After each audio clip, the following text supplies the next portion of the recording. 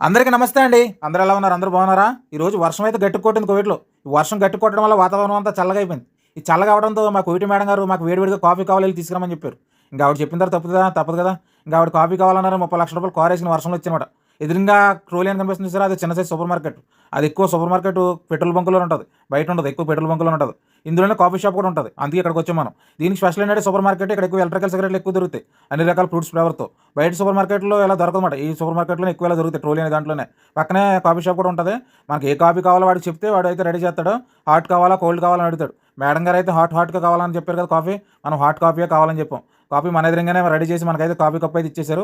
Cup పట్టుకొని బయలుదేరుతున్నప్పుడు మళ్ళీ మా సార్ ఫోన్ చేసాడు. నాకు కూడా ఒక కాఫీ కప్ కావాలి. నాకు కూడా తీసుకురమ్మని. మళ్ళీ ఆడి కోసం వెనక్కెళ్ళి మళ్ళీ ఇంకో కప్ తీసుకున్నానమాట. అందుకే 2 ఉన్నాయి. మనకైతే కాఫీ, టీలు అలవాటు లేవు కదా! అందుకే ఏం తీసుకోలేదు. వర్షం అయితే ఇంకా తగ్గలేదు. వర్షం పడతానే ఉంది. మనం అలా ఇంటికొచ్చేసాం. ఇంటికొచ్చిన తర్వాత ఎదురుంగా డోర్ కనపడుతుంది చూసారా?